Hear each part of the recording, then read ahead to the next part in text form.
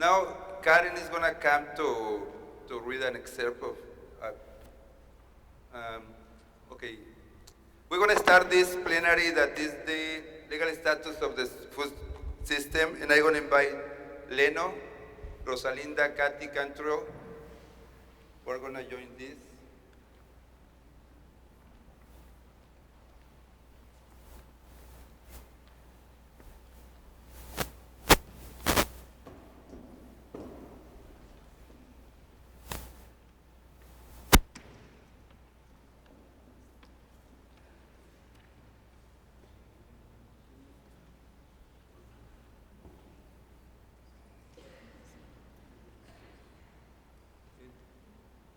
I don't know if Lopez is here. Yes, yes.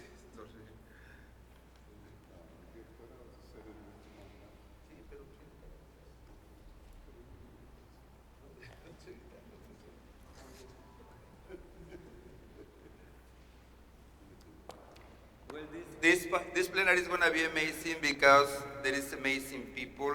Almost all the speakers, of course, are amazing.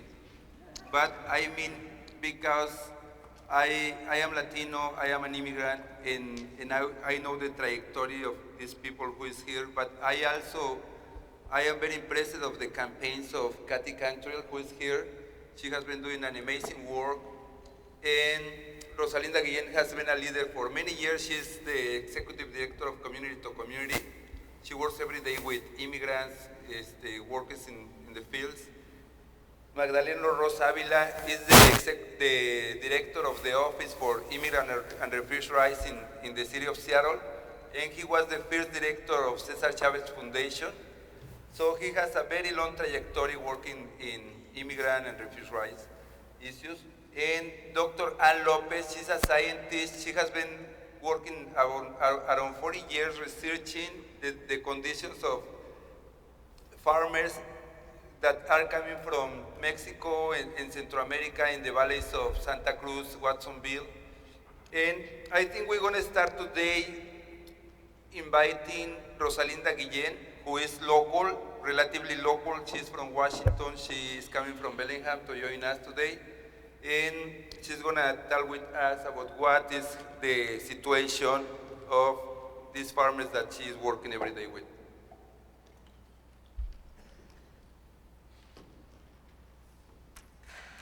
Thank you. I'd just like to begin by thanking the organizers of this conference for simply organizing the conference and conducting this kind of education in our community. And it's beautiful to see this education being received even on a national level and bringing all of these movements together. So I grew up in Skagit County as a farm worker. And, I need to ask, how much time do I have? Okay. So we have a nonprofit organization in Bellingham, Washington called Community to Community Development. And really nonprofit is not the right description of it. It's a movement building organization that works with farm workers and immigrant Latino workers to develop sustainable food systems and to basically improve the lives of communities. Currently, we have been working with farm workers at the local level developing worker-owned cooperatives, improving worker rights in agriculture, and most recently, I think the news that I bring is that we have begun a process in Skagit County with local migrant farm workers, the domestic migrant farm workers that are migrating from California to Skagit County to pick the local berries, who have stood up and raised their voices and gone on strike and have undertaken several work stoppages and strikes in Skagit County. They called on our organization because we are the only farm worker-led, farm worker representing organization in north of Seattle, and I don't know if there's one in Seattle even, but there's just a lot to cover. When you talk about the food chain's legal status, I think that the nexus of that is coming together in this struggle that the farm workers are undertaking in Skagit County. Because this struggle that is so local and is so real in Skagit County represents a lot of the political issues that are rising from the current dialogue on comprehensive immigration reform, on farm worker justice, and developing local food, sustainable food systems. And these are the workers that are lowest on the food chain as far as we're concerned in the food system. And so there is a group of braceros, or guest workers, that are coming into Whatcom and Skagit County. These locally migrating farm workers have become aware of it and are comparing their workplace rights, their community presence, and their abilities to sustain their families to what is happening with these guest workers coming into Skagit County and the effect that it's going to have on their ability to support their families. So we are very much engaged in this, and I think what I want to mention is that, as everybody knows, at least 75% of farm workers across the United States are undocumented. That the agricultural corporate regime has been using Mexican and South American farm workers as almost a quasi-slave labor force to continue to hold up this corporate food system that we are all living under. So at Sakuma Brothers Berry Farm, this is coming together in a very clear action that is also very truthfully articulated by the farm workers themselves, that they clearly understand their oppression. They clearly understand the cause of their oppression. They clearly understand that this is a time to draw the line, that this is a time to take a stand, and that communities need to see that something has to change.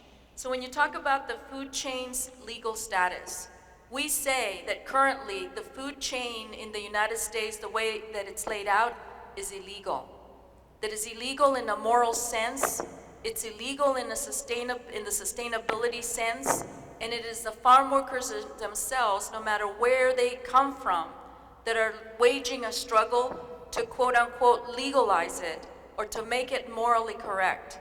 As we say in the Food Sovereignty Alliance, that there cannot be a food system in this country that is really fair and true to what the needs of our communities are if you cannot have a plate in front of you where you honestly know that every piece of food that you are about to eat has not exploited a human being, hurt or damaged an animal or another creature, or has damaged Mother Earth. And in this struggle, we can say that it is a time for us to come in solidarity with farm workers who take a stand. Many have before. This isn't the first time. This has happened in many of our communities. We as farm workers understand that we are an invisible community in the production of our food, both at the local level and at the national level. And it is only because we have farm worker leaders in community-to-community development that were there to support the leaders that stood up at Sakuma Brothers Berry Farm and said enough. And we need the solidarity of the community that this has come to light. And so everywhere we go now, and whatever we do, we are going to work with them and to bring out this into clear focus. That in your own backyard, there are farm worker leaders struggling to have you pay attention to how your food is being produced. And we just need to create the space to bring them into our communities and to help them work with us in improving our food system and creating a new food system. There is a dynamic change that is happening in Skagit County, and we must do everything that we can to keep this force alive and this struggle in front of everybody so that we can change the system. And it's for the best for their families, for these Triqui, Mixteco, and indigenous families in Farm Labor Camp number 2 at Sakuma Brothers Berry Farm, for your families so that they eat healthily and morally, but it is also for Sakuma Brothers Berry Farms themselves, that American-based family farmers need to understand they do not need to exploit us to create healthy food and to have a healthy local agricultural economy. Thank you.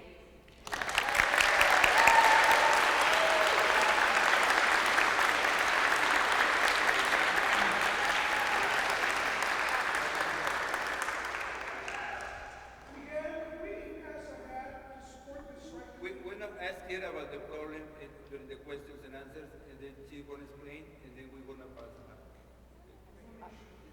No va a ser el tuyo. Quiero súper grande.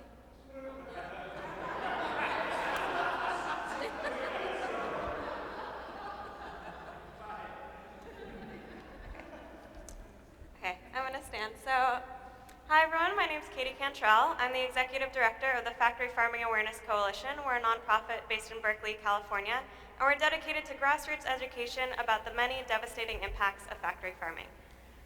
So today I'll be talking to you about the legal regulations of factory farms, or rather the lack thereof. I'm going to start by talking about animals, and before we delve into the legal regulations, we first have to understand how the animals are treated on factory farms. So the hallmark of factory farming is intensive confinement. Factory farms are technically known as concentrated animal feeding operations, or CAFOs. 99% of all animal products in the United States now come from CAFOs. So we'll take a quick look at what exactly this looks like for the different industries. So here we see pregnant mother pigs who spend the entirety of their pregnancy confined in gestation crates so small that they cannot turn around. These are crates where baby female dairy calves are kept until they're old enough to be artificially impregnated. Here we see egg-laying hens in battery cages, and baby turkeys on a turkey factory farm. So as we can imagine, this intensive confinement is extremely stressful for the animals. They can't engage in even the most basic natural behaviors. So they often express their stress by attacking the other animals. So in order to keep them from killing each other, the workers subject them to extremely painful physical mutilations to remove the sharp parts of their bodies. So we see on the top there, turkeys and chickens have their beaks removed in a process called debeaking. On the left, we see that dairy cows have their horns removed. And on the right, piglets have their tails and testicles removed. And all of these practices are done without any sort of pain relief. So the number one question that I get when I talk to people about these practices is, surely this must be illegal. Why isn't the government doing anything about this? But the unfortunate reality is that there are virtually no legal protections for farm animals. There are no federal laws regulating animal cruelty. That's all done on a state level. And almost all states have what are called common farming practice exemptions, which state that if a practice is done on a wide scale by the farming industry, it's automatically legal. And so factory farms get to decide for themselves what counts as cruel or not. So cutting off a puppy's tail without anesthetic, felony animal cruelty. Cutting off a piglet's tail without anesthetic, perfectly legal because it's done on factory farms. But obviously the vast majority of consumers don't want animals to be tortured. When consumers learn about these practices, they're understandably horrified. So how does the industry respond? Do they try to meet consumer demand by improving these conditions? Surprisingly, no, or unsurprisingly, no. They've responded by trying to criminalize the whistleblowers who expose these conditions to consumers. So 23 states have introduced what's been called Gag Legislation, which would make it a felony to take photos or video without permission at food production facilities, and 8 states have passed this legislation. So it says a lot about our food system when it's a felony to show people where their food is coming from. This also has a lot of dangerous implications, not just for animal rights activists, but for all activists. Similar legislation is currently being considered to protect the fracking and oil industries from scrutiny. Okay, so now I'm going to move on and talk briefly about the environmental regulations. So again, to provide you with some background, there are 9 billion land animals raised and killed for food every year in the United States, 9 billion of them. And all of these animals together produce 130 times as much waste as the entire US human population. And yet there's no waste treatment infrastructure for it. There are no sewage pipes, no treatment plants. Plus, it's not just that waste, it's all the antibiotics and hormones that are fed to the animals. It's 40 different kinds of lethal bacteria and viruses that can infect humans, and it's heavy metals and chemicals. And all of this refuse is sprayed onto surrounding lands and dumped into public waterways. So what is the Environmental Protection Agency doing about this? Sadly, not very much. So as a result of an industry lawsuit, the EPA only requires factory farms to obtain permits after they've already dumped waste into public waterways. We might say after the cow has left the barn. In 2008, a report by the Government Accountability Project stated that the EPA does not have enough information to assess the extent of CAFO water pollution, nor enough information to ensure compliance with the Clean Water Act. Despite these findings, in 2012, the EPA abandoned a plan to gather even the simplest data on factory farms, such as the number of animals and the proximity to public waterways. All right, so what about air pollution? All of this waste also releases toxic gases such as methane, ammonia, hydrogen sulfide, and nitrous oxide. Turns out there are even fewer regulations on airborne toxins. So in 2005, the EPA struck a deal with the industry. If they allowed the EPA to monitor levels of airborne pollutants at a few different plants, the entire industry would be protected from enforcement of past and future violations of the Clean Water Act. On top of that, they became exempt from right-to-know laws, which give workers and communities the right to know if they're being exposed to harmful chemicals. And so CAFOs are now exempt from that law. And this comes despite the fact that CAFOs consistently release higher amounts of airborne toxins than is legal even for the oil industry. So now I'm going to quickly talk about the last section, which is health. One of the biggest concerns for consumers is food poisoning. A disturbing study by the Environmental Working Group found that a majority of meat products, including 81% of turkey meat, contained bacteria that was resistant to antibiotics. Many health organizations, such as the Centers for Disease Control, have warned that we may be faced with epidemics that don't respond to antibiotics if we continue these current practices. Now, the FDA has been dragging their feet on this issue for more than 30 years. In 2012, they issued suggested guidelines for factory farms to cut back on antibiotic use that didn't have any sort of legal enforcement. Thankfully, just a few months ago, a coalition of consumer groups won a lawsuit that forced a ban on penicillin and tetracycline. So this is the first time that they've regulated this whatsoever. But there's still many, many classes of critical antibiotics that are legal for factory farms to use. And there's also concern about enforcement of these laws because the USDA found through its own assessment of its own practices that it's not following its own protocol for protecting consumers from infected meat. So out of over 44,000 violations at 600 plants, only 28 of the plants were suspended, and most of those suspensions were just for a single day. So lest you think that maybe this is because they weren't serious violations, a single slaughterhouse had over 800 persistent violations, including fecal contamination and black liquid on processed meat. So despite these over 800 violations that posed dire threats to consumer health, the strictest punishment that this factory farm was issued was a letter notifying them of their violations.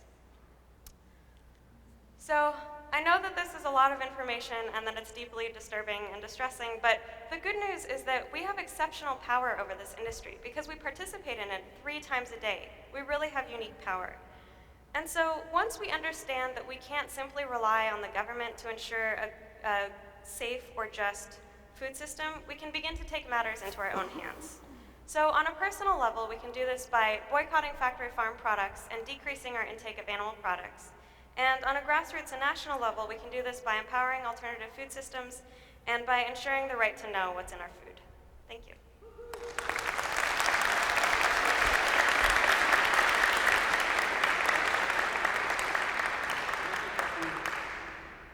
So now we have Dr. Ann Lopez.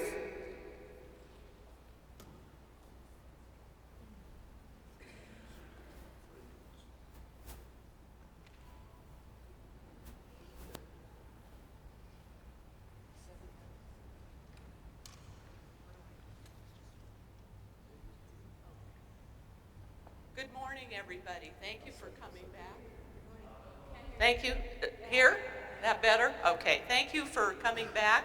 Today, I am honored to be with such a wonderful group of people that is aligned with my own cause. I am director of Center for Farm Worker Families that's headquartered in Felton, but we work in Watsonville and Salinas with farm workers, and our goal is to mitigate the terrible impacts that the North American Free Trade Agreement has had on both the farmers in Mexico and also on the farm worker communities in Watsonville and Salinas. And I'm here to talk about revitalizing living systems. Is that good? And that's what it says here, right?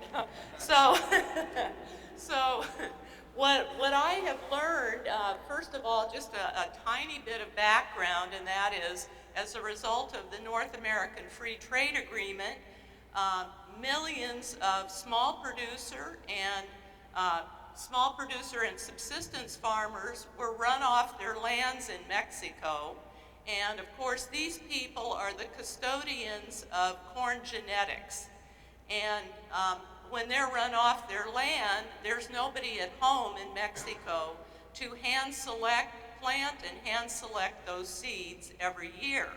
The reason this is critical is because Mexico is the repository of corn genetics for the world, and corn is the most important of the 3 grains that support all of humanity, which are rice, wheat, and corn. So as these farmers leave, there's a tremendous vacuum, and nobody is taking care of these genetic strains that have been hand selected for at least 7,000 years that we know of. So we have corn strains that are adapted climatically to the high mountains of Jalisco, where I do work, and also to the coastal areas, deserts, and even the steaming jungles of Chiapas. So as these farmers left their land, Monsanto filled the gap by getting rid of all the tariffs at the border that used to protect these farmers, so that literally tons and tons of genetically modified corn began pouring into Mexico, replacing all of these genetic strains of corn. To date, the latest figure I've heard from the agronomist in Jalisco 2 weeks ago is that 50% of Mexico's corn is now from the United States and is transgenic. This is a tragedy. However, the farmers of Mexico are fighting back, I'm happy to say. They are revitalizing the original food systems of Mexico, and they're doing it under the direction of a doctor of agronomy in Michoacan, Juan Jose Valdespino Andrada, who's overseeing research involving remedies for plants that are environmentally stressed. And he has established an association of 200 farmers, the Asociación Agrícola Lola de Ixtlahuacán del Río, and what they're doing is they're inoculating 8 different classes of microorganisms into the damaged, chemically dependent lands in Michoacan and Jalisco, and it's spreading throughout Mexico, and they're achieving phenomenal results and yields. Not only are the lands repairing themselves and requiring less and less chemical fertilizers every year in order to garner good yields, but what they're finding is that Monsanto's corn in Mexico produces about 14 to 16 tons of corn per hectare, and what they're seeing is that in a single year they have actually doubled the amount of corn yields using these inoculated microorganisms, so that in the past farmers could only expect about 2 to 4 tons per hectare, and now they're getting 5 to 6 tons per hectare, which is a remarkable increase. The goal of the association is to eventually heal these lands to the point where they're producing 20 tons per hectare of indigenous maíz criollo, or the original strains of corn, and in that way they will outcompete Monsanto, and the farmers then can return to their original corn growing strategies, which were completely sustainable, and Monsanto in Mexico will be defeated, I'm happy to say. Yay!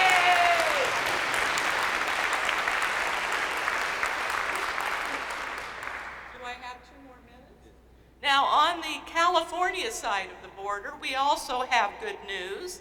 The Agricultural Justice Project from the East Coast has done a farm certification certifiers workshop at UC Santa Cruz in March of 2012.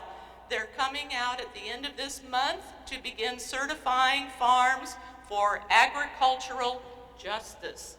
And the terms of this agricultural justice certification are very strict. Any farm worker working on a farm who is certified, that is certified agricultural justice certified, will not only have a living wage and a contract, but they will have benefits, time off to be with their children, etc., etc. So I am very pleased. They're coming out at the end of the month, and we're hoping in California by the end of the summer to be able to buy produce that not only has the organic label, but is AJP certified. So we can pay the extra 2 or 3 cents per tomato. And no, the farm workers are given a fair shake, finally. So thank you for my rant, hearing my rant.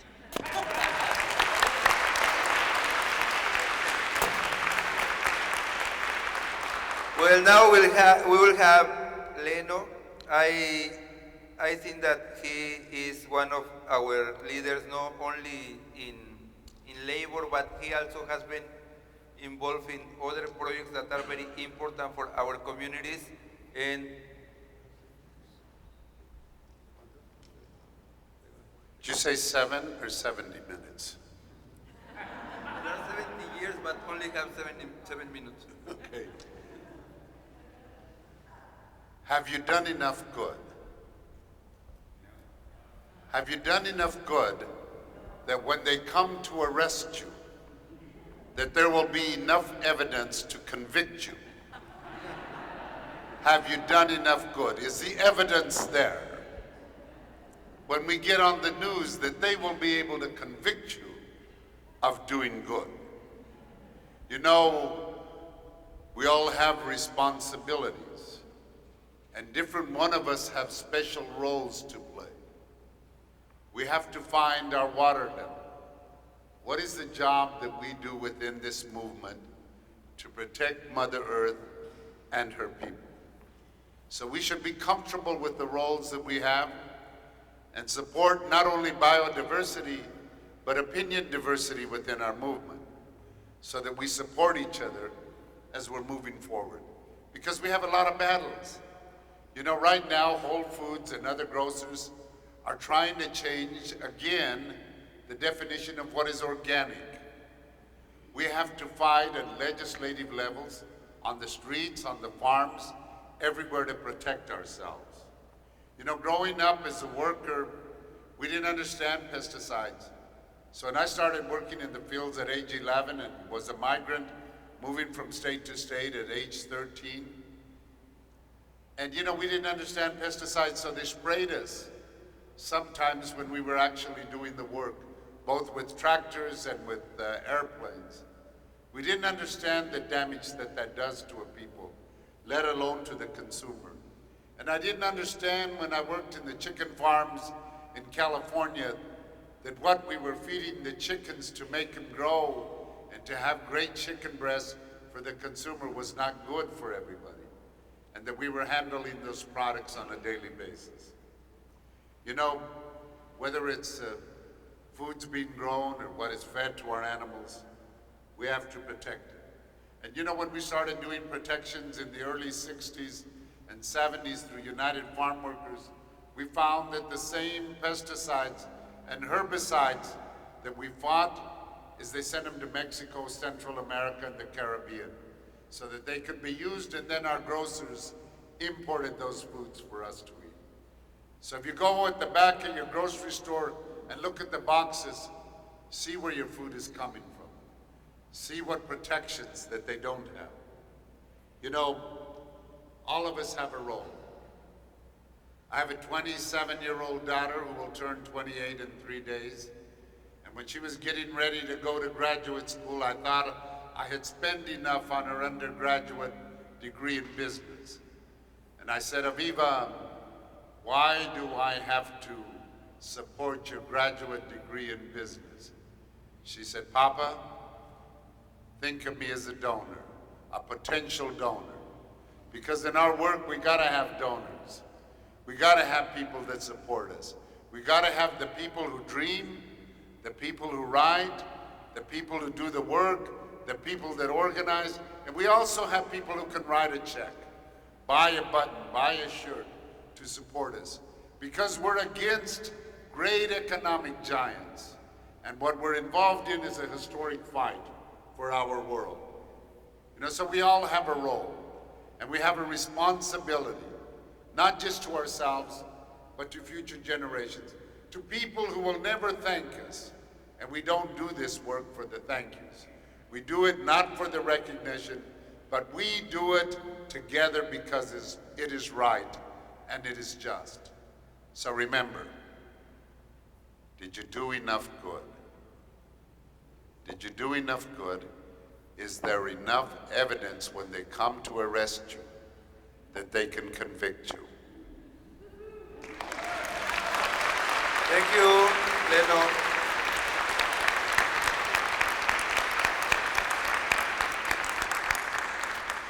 So I have a couple of questions for the panelists today. And the first one is, of course, to Rosalinda. Something is going on in Bellingham with farmers. They have a strike. I would like you to explain to us. And afterwards, we're going to have a couple of, maybe 10 minutes for questions and answers. But before, I would like you to know what's going on, and because we are looking for support. So what's going on in Whatcom and Skagit County with farmers? With farmers, what's going on is that they are trying to increase the profit and the production of local vegetables, berries, and other products, including dairy. In order to increase their profit, they have, I think, erroneously assumed that if they bring in contracted labor in the form of guest workers, and they have lobbied strongly in comprehensive immigration reform to even expand that into other industries, but expand it in the agricultural industry under a new program called W Visas. And in order to prepare for that, they have undertaken a political strategy to begin to, I believe, educate our community that it is acceptable to bring in these guest workers at the local level in rural communities where we live. And so in this year in June, 2 farmers applied to bring in guest workers in Whatcom County, 200 workers and 160 workers in Skagit County. In Skagit County, in Sakuma Berry Farms, where they have been migrant farm workers coming to pick their harvest from Northern California and other parts of the country, mostly indigenous farm workers, which has also been the case in Whatcom County, that the demographics of the farm worker community has changed. It is now an indigenous farm worker community coming from Mexico, mostly Mixteco, Triqui, and in some areas in Whatcom County, it is Guatemalan indigenous peoples. They found out that Sakuma Berry Farms is bringing in these guest workers, shipping them in from Mexico with all expenses paid. They've improved the farm labor camp where these same farm workers used to live. Some of these farm workers have been picking Sakuma Berry Farms berries for over 13 years. And they were going to get paid a minimum wage of $12 an hour as opposed to what they're usually getting, which is Washington State minimum wage, $9.19 an hour, which the local farmers in Washington complain is too high for agriculture. And for years they've lobbied to lower that minimum wage for farm workers. So the farm workers at Sakuma Berry Farm witnessed as the farm labor camp, which was in horrible conditions before, was improved for these H-2A workers. The wages were raised while their own wages were lowered. And they complained, because they complained the worker was fired. They rallied behind that worker, they walked out, and they called us to support them in trying to get the worker rehired.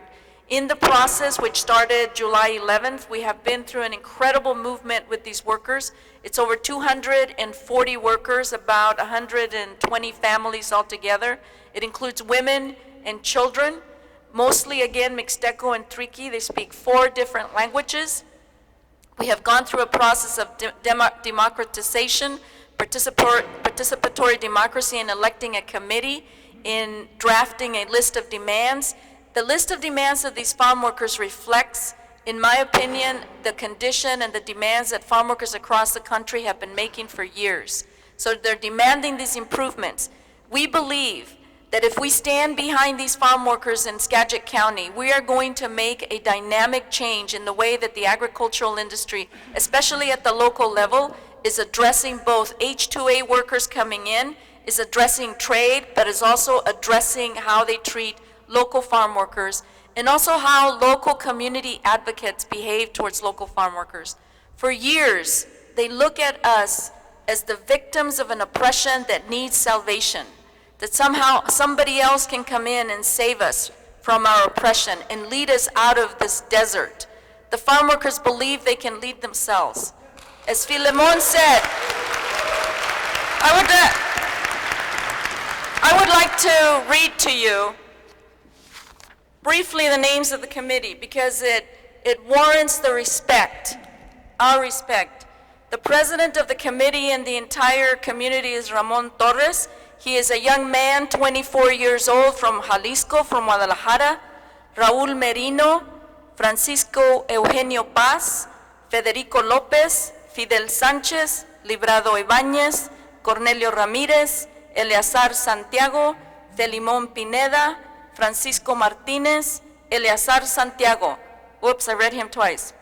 Eleazar Santiago. All of these workers, there is not one worker in the entire labor camp that is under or over 33 years old. This is a young, strong, vibrant, intelligent, indigenous community that clearly understands that they have come to a moment in their lives when a stand needs to be taken. I was listening to you talking about the confinement of the animals. I grew up in a farm labor camp. Enrique grew up, stand up Enrique, grew up in a farm labor camp. As farm workers in Whatcom and Skagit County, we are subjected to a type of social confinement in these labor camps that demand attention from the farmer to ensure that we are maintained pliable, controllable, and isolated from the rest of the community. This has been going on for generations. These folks are, this community is in Sakuma Farm Labor Camp number 2. And it's been incredible. The farmer brought in, hired security to observe these farm workers and ensure that nobody, quote unquote, messes with them, which is specifically ourselves, the organizers of community to community and other members of the community that have been supporting them. So I ask your support because you ask, you know, what is our role? And at this conference, what do we do to the community? What do we do to change our food system when right in our own backyard there is a change happening? That if we all get behind that change and we interact with them and we participate in this dynamics that is happening, we may be able to create something here at the local level and really improve our food system that could be an example for many others, that crosses both the whole idea of trade, the whole idea of how we as activists interact with oppressed communities. So let these farm workers lead themselves, and let's let them lead us into the new solutions that our food system needs, because they have the answers. Thank you, and we ask for your support. Yes, we have a basket. Armando is there? Armando? We have a basket. I have something, Armando, if you can start here. We can start from here. So we need your support. In order to revitalize living system, we have to revitalize the struggle of farmers, you know, and farm workers. Farm workers, no farmers, sorry. So, and we will have time for questions and answers, maybe around 10 minutes. If you want to go to that microphone, if you have any questions, please. We would like to have more questions than comments, you know. Yeah. Hey, Miguel. Very also, concise. It was suggested if you want to put your cards to sign on the letters and lend your support, stick them in the basket as well. Yes. Hi, I'll try to figure out how to phrase this as a question because it's really a comment, though, about the fact that fishing families are aligned in this food system with the farm families, and we're facing a lot of the same issues. The marine feedlots are replicating the worst practices of factory farming on land in our marine environment. Washington is a target state for expanded factory farming of fish. Various agencies are encouraging it and funding it, including National Oceanic and Atmospheric Administration. Then we have the USDA that may certify farm fish as organic. And of course, the FDA is likely going to approve genetically engineered salmon, followed by another 35 species of fish. So it's an invitation for folks here. You'll listen to Senator Chase. She's in the forefront of talking about our maritime industries. And I would welcome any discussion with anyone if you want to talk to me. But let's broaden our discussion to include what's happening in our maritime environment. Thank you. Well, we would like to, if you have a comment, please, we will have you to have a comment of 1 minute long, the longest. And if it's a question, concise questions, please, so they can answer more people. Hi, I'm Phil Bariano. This was a really great panel, and I had a question that I wanted to ask you. About 3 years ago, a movement began within the Jewish community to extend the concepts of kashrut, to include ethical and social justice dimensions.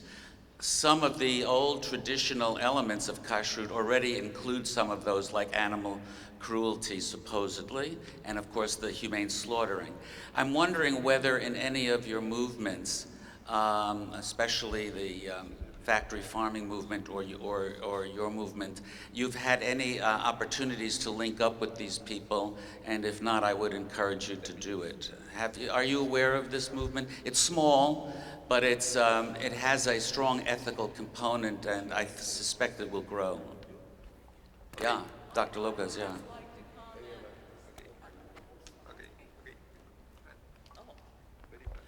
Yes, I would like to just comment. I would like to recommend to you Bruce Newberger's new book called Lettuce Wars. He is Jewish. He worked as a farm worker, and he very eloquently expresses what you're describing. Also, I have a rabbi friend and his wife who is also an environmental studies PhD that I'm working with, who just moved to Israel on these issues. So they are happening, just to let you know. But there is an organized movement that it would be good for you to connect with, and if I can find a link, I will contact you. We will have time to talk with the speakers after the panel. Thank you so much.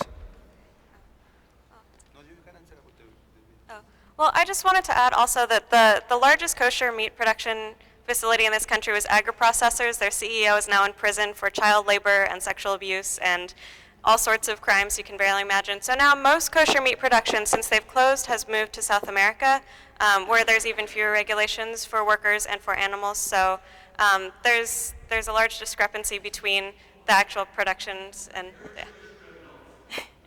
Sure, yeah. Your question, please. This is for Rosalinda, because this was one part I was missing as I communicate with other people about the strike. And so what's in it for the farmer if the braceros are coming in at $12 an hour and the indigenous workers are getting $9 an hour? I got to fill in that missing blank.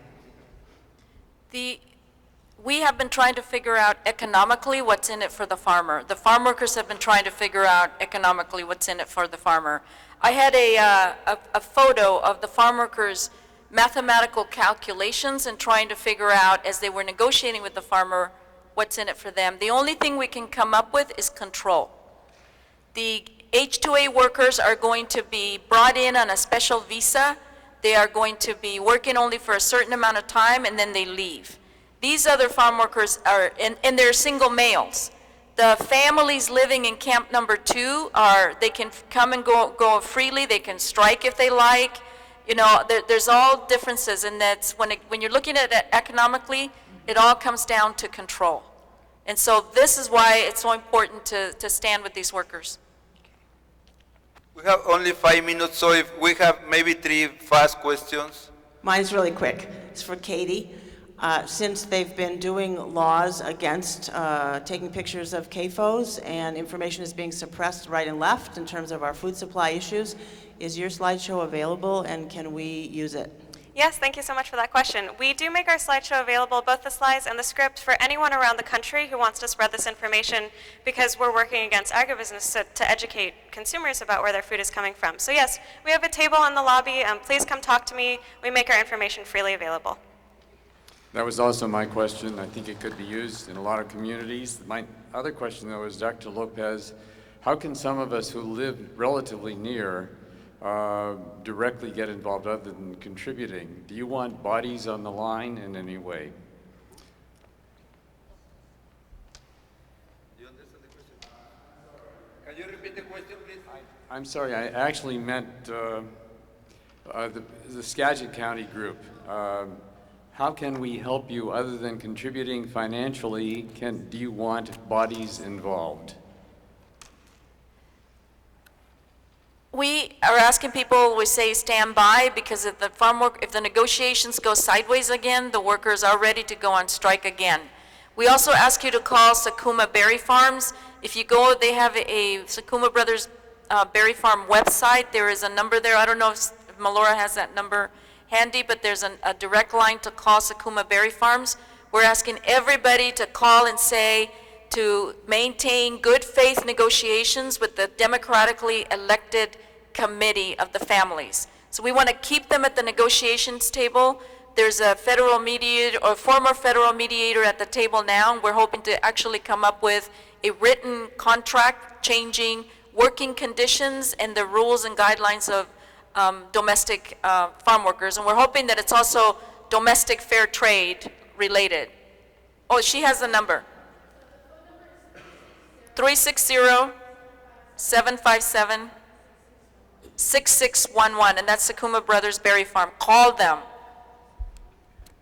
You can also talk to them after this panel. Okay. You need the phone number? Okay, she can give it to you. The last question. This is also for Rosalinda. I'm just curious, do you have any counterpart person or organization in Wenatchee or Yakima valleys? No. We are the only, this type of farm worker advocate organization that I know of in Washington State. And I also want to mention to everybody, go to Community Development Facebook page. We have regular updates on the strike. It is hard to find farm worker-led organizations that are willing to take this stand. We are 100% solidly with the workers. We've worked hard for domestic fair trade, and we support family farmers and sustainably produced food, and we want to make sure there is a sustainable family farming system. But at the same time, our role is to stand with farm workers and ensure that they have an equal voice in the recreation or the transformation of the food system. Okay. Thank you so much. I just wanted to say once again, please come visit me at the table, come talk to me. We work with a lot of community organizations, college classes, trying to get this information out to as many people as possible. Thank you.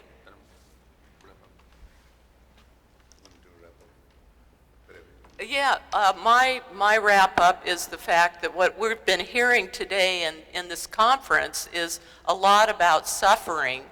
And since biologically and spiritually we're all connected, I think that it's very important that we do something about this horrible suffering that our country is generating all over the world, so that humans have a chance to live dignified lives without feeling and experiencing so much pain in the world.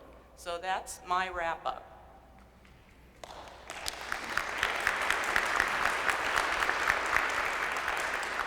Here's some good you can do. Here's some good. There's a lot of people who support us, who couldn't come to the conference, that are from all over the world, from your states that you're on, your communities. So I'm asking you to Facebook pictures, tweet them, talk with them, whatever you have to do on the internet, but connect with them, because we want them, as you go into the different panels and speakers, to tell your friends that you're at a great conference that is going to change this world, and we need their help.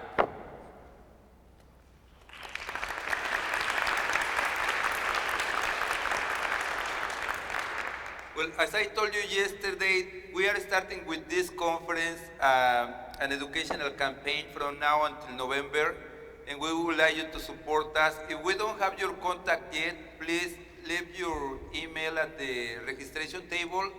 And we also will have a networking session today about the next step of Biosafety Alliance. If you want to join it, we're going to brainstorm what we're going to do the next 3 months. So thank you so much, everyone, for being here. And remember that we all are immigrants in different ways. And we have to support each other, because we don't know when we're going to be in the same situation. Thank you.